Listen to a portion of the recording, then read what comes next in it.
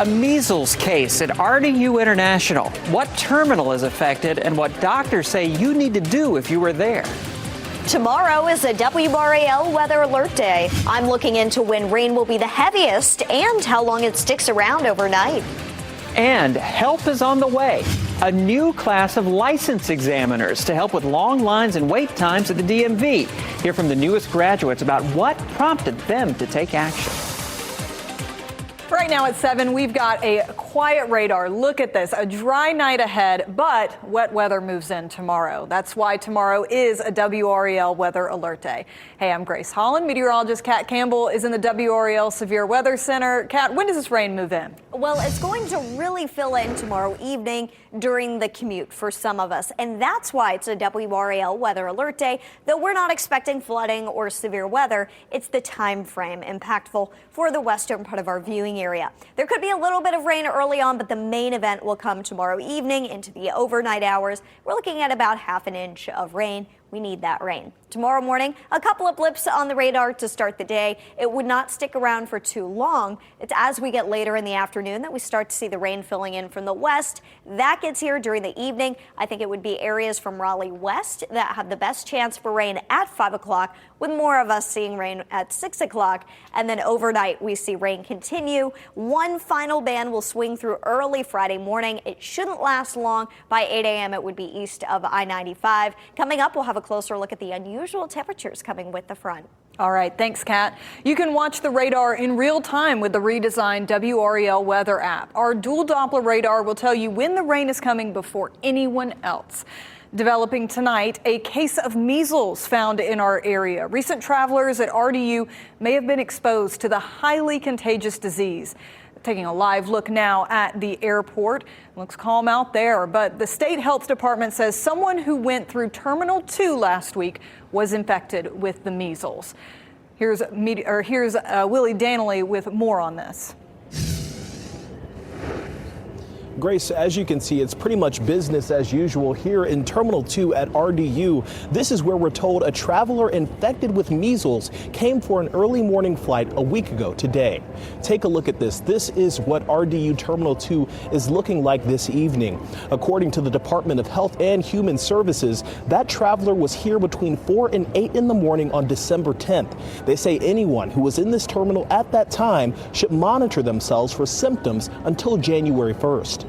The department says any passengers who may have been on that same flight as the traveler with measles are being contacted individually by their local health departments. Now is the busiest time of year to travel, so I spoke to people here at RDU asking if this measles case is concerning to them. No, I would say, because it's like, I feel like it's not as common as it used to be, so I would say no. It actually is more common than it once was, and the experts are telling us that it's highly contagious for children and people who are not vaccinated. They say if you do have symptoms of measles, it's extremely important to stay home unless you're seeking medical help. And if you are seeking medical help, you need to contact your doctor beforehand so you don't expose other people to the virus. Willie Danley, WRAL News, RDU. Thank you, Willie. North Carolina also reported its first pediatric flu death this season. A child was one of 2 deaths reported last week. The statewide death toll so far is now 11. Hospitalizations also went up, with 480 people now being treated for the flu. 544 people died of the flu last year. It was the state's deadliest flu season ever. 5 were children. Today, the Lumbee tribe took a major step towards federal recognition. The U.S. Senate gave its approval for this afternoon. All that stands between the tribe's 55,000 members and federal recognition now is President Donald Trump's signature. WRAL's Eric Miller is following reaction tonight and joins us live in downtown Raleigh. Eric, this could have major impacts for eastern North Carolina. Grace, it really could. We're talking about anything from the opportunity to build a casino to billions of dollars in private and public investment. Federal money for hospitals, for schools, for community resources. These are life-changing dollars that have been lifetimes in coming. it's a surreal moment, man. We're happy, overwhelmed with joy. Chairman of the Lumbee Tribe, John Lowry, says he's thrilled. We've been waiting over 130 years. So. Waiting for this, a vote in the U.S. Senate to give the Lumbee federal recognition. Those moments overwhelming, not just for tribal leaders, but also members like UNC Pembroke Chancellor Robin Cummings, who watched the vote from the Senate gallery. It was just an amazing emotion. Both of North Carolina's senators voted for recognition. Senator Tom Tillis wrote in a statement this evening, for 137 years, the Lumbee tribe have been fighting for federal recognition. And today, the federal government has finally honored that promise. Now, not everybody has been on board with this move, and that includes North Carolina's largest currently recognized federal tribe, the Eastern Band of Cherokee Indians. Their chief said in a statement earlier this month that he was disappointed and alarmed by the direction that Congress was taking here. Nonetheless, this does look like it is going to move forward. President Donald Trump has signaled his approval for Lumbee recognition and is expected to sign off on this bill in the coming days. In Raleigh, Eric Miller, WRAL News. Thank you, Eric. And the tribe's recognition is tucked into the same bill calling for nearly $1 trillion in defense spending. Tens of millions of those dollars will fund upgrades at Fort Bragg. And that's not all. The bill also calls for Defense Secretary Pete Hegseth to show lawmakers video of the bombings of alleged drug boats in international water. Those bombings got bipartisan criticism. Lawmakers say they haven't gotten enough information about those. Brian? Here in the WRAL Live Center, we're still tracking big delays leaving Orange County heading into Alamance County because of this apparent crash and fire. This is from Alamance County EMS, and all of this is happening on the southbound side of I-85. That's the westbound side of I-40, right there in Graham and Burlington near exit 150. This apparently is going to be closed for a little while longer. It's been closed for much of the afternoon. And take a look at the delays. They begin inside Orange County on 85 southbound and extend all the way out toward Burlington. So far, we haven't learned anything about injuries. It's a story we'll be tracking through the night. Thank you, Brian. The trial for the suspect in a Raleigh mass shooting is set to start in less than 6 weeks. And we're now learning more about how Austin Thompson's attorneys are preparing in a new motion filed this week. Thompson is accused of shooting and killing 5 people in the Hedingham neighborhood in October of 2022. This is video of him in court nearly a year ago. Thompson's defense team argues statements he made in the hospital should not be brought up at trial. Thompson had a police officer in his room at all times, and the motion says some of them recorded statements Thompson made and noted gestures that could be considered violent. His defense team points out medical records that consistently document their client was not coherent or mentally stable. They say Thompson's actions were involuntary, unreliable, and not relevant, and could cause unfair prejudice. It's not clear when a judge might issue a decision on the motion or others. Thompson's trial is scheduled to begin February 2nd. More motions are likely to be filed as we get closer to that date.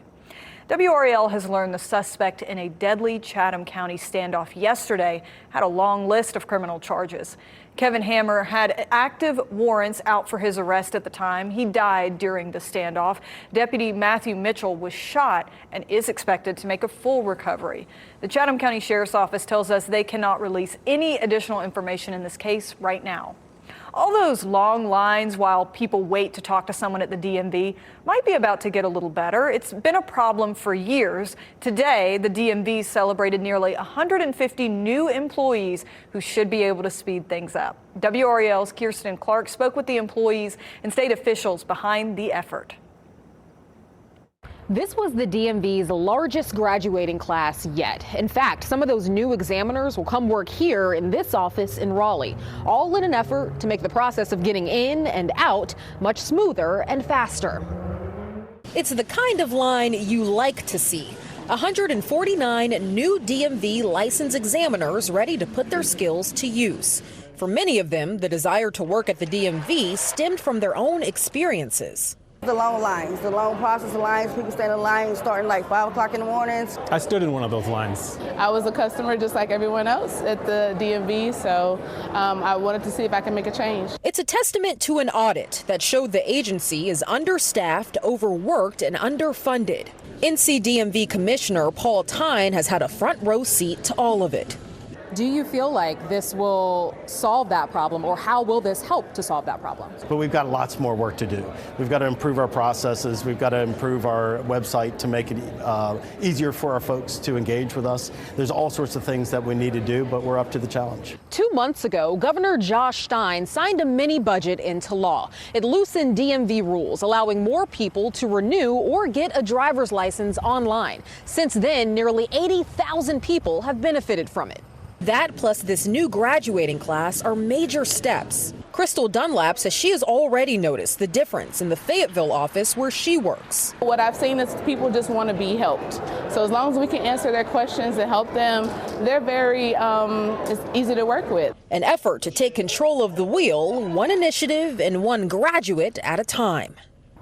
Governor Josh Stein was the guest speaker at the graduation. He shared a message saying every new examiner means shorter lines, quicker service, and a better experience for customers. Of course, only time will tell. In Raleigh, Kirsten Clark, WRAL News. A man will spend 50 years in federal prison for running a huge drug ring around southeast Raleigh. He even brought in his childhood football coach to help. 36-year-old Akeem Evans used his personal relationships to store and sell drugs around the Kingwood Forest neighborhood. Federal prosecutors say he transported cocaine, crack, fentanyl, and other narcotics. He also used encrypted messages and stash houses to avoid law enforcement. We think it's going to help his community where he's no longer there and won't be there for 50 years. Makes them safer, and that's great. That's what we want. Evans was arrested in March of 2022. 7 other people were tied to the case and pleaded guilty in court. Salem Street makeover. Apex Town leaders have given the green light to a project that will revamp the downtown area. Ahead, the changes that will transform the streetscape and flying into the history books. North Carolina marks the anniversary of the famed Wright brothers flight with another first.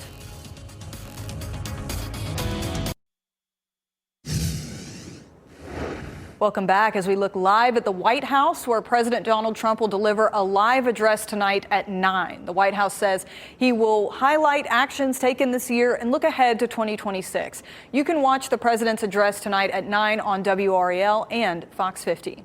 Tonight's address comes just days before the president returns to North Carolina. The White House says he will speak at the Rocky Mount Event Center at 6 p.m. on Friday. Rocky Mount is in the 1st Congressional District, which was recently redrawn. It has long been represented by Democrats, including currently by Congressman Don Davis. It's been 1 year since UNC made the hire no one saw coming. 6-time Super Bowl winner Bill Belichick. A brand new WRAL documentary gets into how the hire happened and the drama that followed. WRAL documentary investigator Kristen Severance brings us back to the hype of the Belichick's first college football game.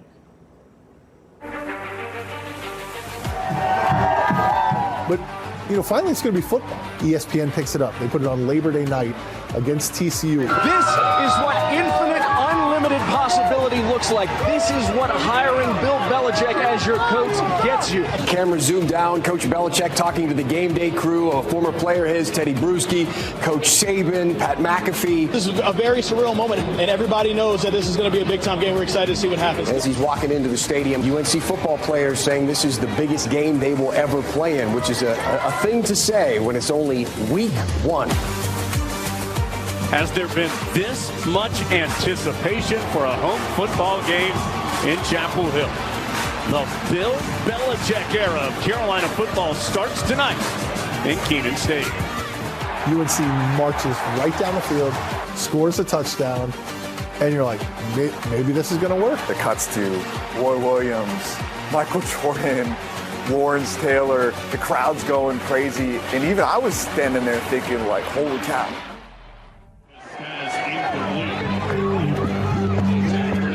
And then from that moment, it's all been downhill from that moment. I mean, TCU You won that game 48-14. And they had that one glorious drive. But after that, you found out that, going back to school, Bill Belichick had to learn a little bit more too. UNC, of course, ended up going 4-8 and lost to big rivals, including NC State and Duke. WRAL sports investigator Brian Murphy talks about what the next season may bring. I'm joined now with WRAL sports investigative reporter Brian Murphy. Murph, we worked together a lot, producing Coaching Carolina.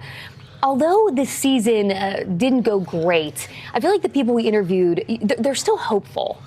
Why do you think that is? Yeah, there's a lot of optimism. This coaching hire wasn't simply about on-field results, right? That's how you get measured, and certainly the Super Bowl titles, I think most people expected more out of Bill Belichick.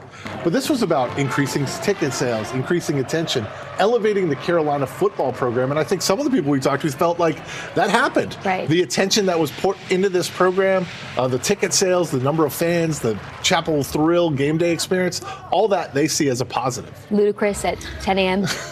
All right, so tell me, what do you think the on-field performance will be next year? Well, they're very optimistic that this recruiting class they've signed, these 40 players, are going to form the foundation of the Belichick era here at North Carolina. A little weird to be starting over at 73, but they didn't have a ton of time to put a recruiting class together last year, and I think you saw some of that on the field. And so they're hopeful that this new recruiting class will form a foundation. They'll have to supplement with the transfer portal, but that they can actually start to build the type of program they want. Okay, and I know we get into the documentary, so much there, the hype, the backstory, really how this all happens. We hope you watch. It's Coaching Carolina the Belichick Way. Airs Thursday at 7:30 on WRAL. Meteorologist Kat Campbell here now. And Kat, I got to tell you, after all those cold days, it felt almost like shorts weather today. It's so unbelievable. Nice. I went out for a long walk today, enjoyed it. Tomorrow is going to be even warmer, but that is going to come with some rain chances, especially tomorrow evening. But temperatures are going to be a little all over the place, so we'll gradually warm up throughout the day tomorrow, all the way into Friday morning. And then our cooling doesn't really get here from this front until later in the day on Friday. It'll be breezy as that cooler air starts to work its way in on Friday. Here are the temperatures for Thursday. Here are the temperatures for Friday. Notice Thursday, they go up during the day and they stay higher into the evening. Typically, we would see temperatures dip again after sunset. That's not the case tomorrow with our surge of warmer air from the south. It's not necessarily going to be a warm day, but it's warmer this week. And then as we look ahead toward Friday, we start out with the warmest weather in the morning. By the afternoon, it's not cold yet, but temperatures are cooler in the afternoon than the morning, which is pretty rare for our area. We've got a 60% chance of rain during the day tomorrow. That chance goes up to 80% tomorrow night, and just a 20% chance early Friday morning. Overall, travel looks pretty good if you're getting a kickstart on your holiday travel this weekend. Tomorrow morning, we can't rule out a couple of sprinkles early on, but better rain chances are going to move in later in the evening hours. As we look at 5 o'clock, notice how the bulk of the rain is in the western part of our viewing area. It's really going to start to make its way toward the triangle between about 5 and 6 o'clock with that band rolling through. And then as we look ahead toward the morning hours, there could be a couple of quick showers blowing through. They are east of Wake County by 8 a.m. They quickly clear out the rest of the day, sunny, dry, and blustery behind our front. And then high pressure will build in Friday night, and that really helps to start cooling us down. The reason why tomorrow is a WRAL weather alert day is because of rain during the evening commute. That will be impactful and slow you down, especially in the western part of our viewing area. I want to reassure you, though, we're not expecting severe weather or any kind of flooding. This is just inconvenient rain and a bad time. Looking ahead, Goldsboro looks so festive out there tonight. And now we have Christmas Eve on our 7-day forecast. Tonight, it's cool, 39 in Roxborough, but still 50 in Fayetteville. As we look ahead, some ups and downs to come over the next few days. Tomorrow and Friday, not too bad temperature-wise, but we're watching for the rain. And then Friday looks nice and dry for the Coats for the Children telethon. We'll be back below freezing that night. A little cooler Saturday before a Sunday warm-up. Early next week, we cool back down. And then there is your Christmas Eve forecast. It looks quite mild, Grace. Thanks so much, Kat. First in flight again. Today marks the anniversary of the Wright brothers' historic first flight. Next, how a new group is making aviation history on the Outer Banks.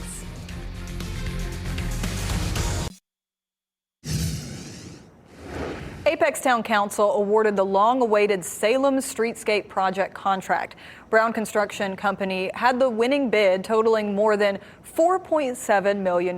That's more than $2 million, or 74% over the original estimate for that project. The downtown makeover will transform North Salem Street with new walkways, lighting, trees, and pedestrian-friendly design. Construction should begin in January and last through October. Also in Apex, if you drive Kelly Road to get to US 64, you may notice something new at the traffic light. NCDOT has added what's called a dynamic left turn to help keep traffic moving and improve safety. During busy morning and evening commutes, both left turn lanes will still get a green arrow, but when traffic slows down, one of those lanes will switch to a flashing yellow, letting drivers turn when it's clear. A special celebration today marked a major milestone in aviation history. The Wright Brothers National Memorial is celebrating the 122nd anniversary of Orville and Wilbur Wright's first flight. Today, the first flyable aircraft built there since the Wright brothers was unveiled. The plane was built by students from nearby First in Flight High School. How about $1 billion a week before the holiday? The jackpot for tonight's drawing is an estimated $1.25 billion. This is the second largest Powerball prize this year, and you can watch the drawing live on WRAL tonight, right before our 11 o'clock news. Thank you for making WRAL your choice for local news. Our next newscast is at 10 on Fox 50 and 11 on WRAL. Have a great night. Keep watching WRAL News over the air Channel 34 and Spectrum Channel 1257.